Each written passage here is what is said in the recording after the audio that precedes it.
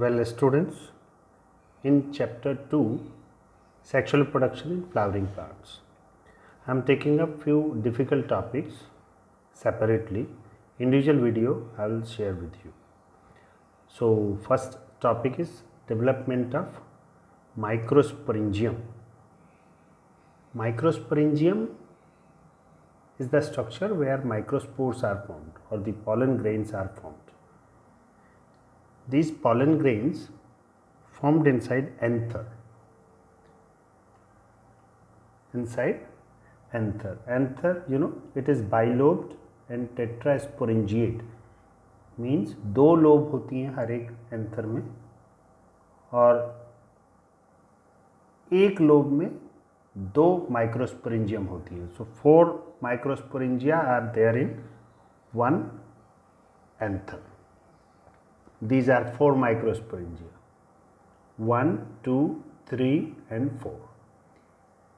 एक माइक्रोस्पोरेंजियम को अगर हम देखें एनलार्ज फॉर्म में या सेलुलर स्ट्रक्चर में, it has 4 different layers.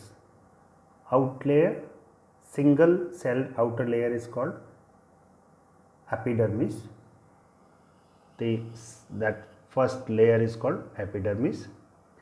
Second, endothecium,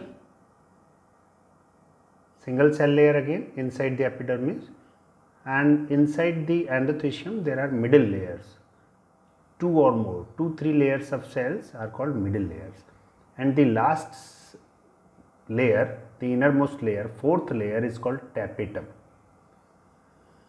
Tapetum is actually the layer which has multinucleated cells rich in cytoplasm, and it nourishes the sporogenous tissue inside the microsporangium. Sporogenous tissue, all the cells inside the tapetum are called sporogenous tissue, and each cell of this tissue is diploid.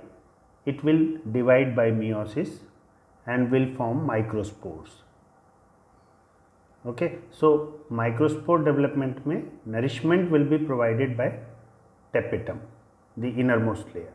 That is why it is rich in cytoplasm and it is multinucleated, specialized form. And the outer 3 layers help in its dehiscence. Dehiscence means bursting. This endothecium especially play its role in dehiscence, bursting, while developed pollen grains released out for pollination. So, let me move to the text. First is structure of microsporangium, and second part will be development of microspore. Each microsporangium surrounded by 4 wall layers. Outermost is epidermis, then endothecium, then middle layer, and then 4th layer is tapetum. Very important, 4 layers from outside epidermis to inside tapetum. The innermost layer is tapetum, which is multinucleated in dense cytoplasm. It nourishes the developing pollen grains, as I told you. The center of each microsporangium contains homogeneous cells called sporogenous tissue.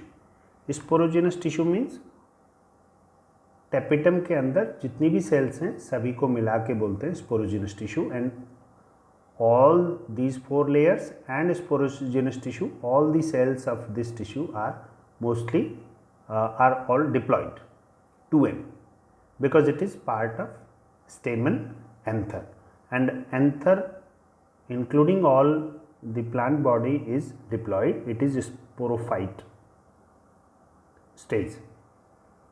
This is structure of anther.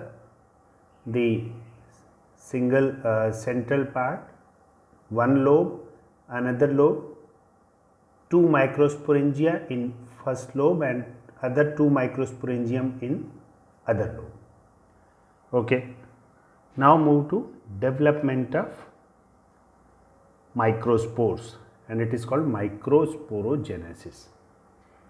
The process of formation of microspore from pollen mother cell. Pollen mother cell का मतलब sporogenous tissue through meiosis is called microsporogenesis. Microspore का बनना किससे? PMC, pollen mother cell, जो कि diploid होती है, meiosis से बनते हैं माइक्रोस्पोर्स और this process is called microsporogenesis.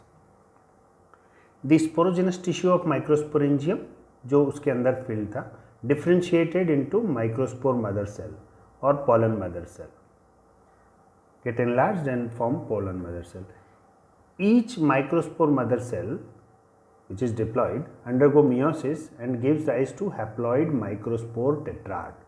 Microspore tetrad means 4 after one meiosis division.